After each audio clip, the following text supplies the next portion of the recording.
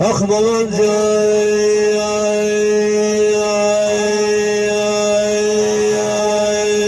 بی جان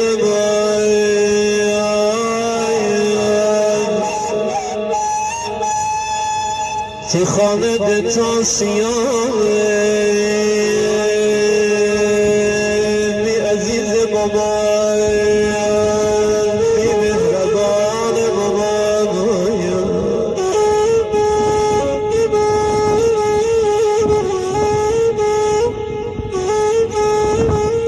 ای بی قشنگ مامان بی سالار مامان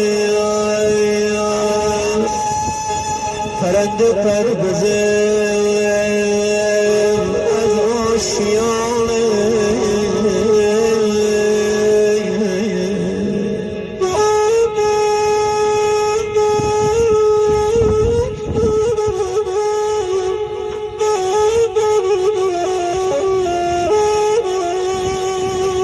قراره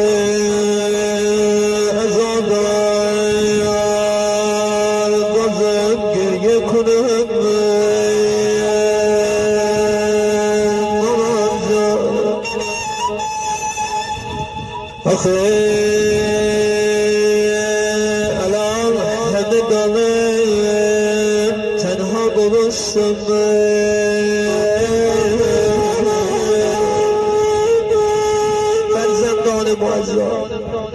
شما به یاد دارید هر وقت به دیدار این مهربان مادر میرفتید مادر با چه شوقی به استقبال شما میومد شما رو در آغوش میگرفت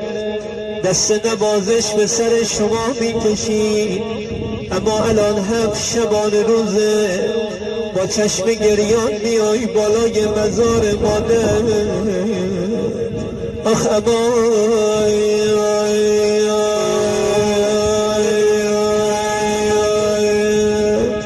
ای خدا جای واقعی شیرزای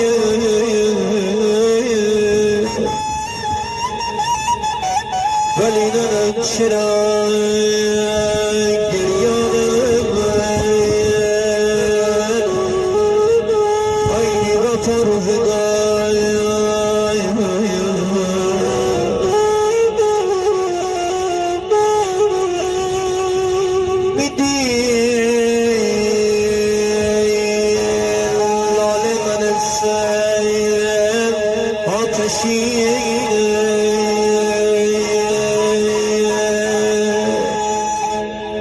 غم و غصه میمره هم نشینه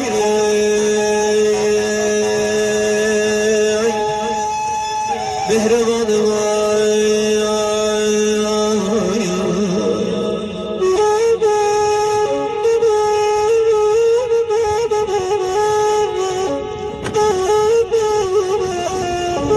الان هم شبان روزه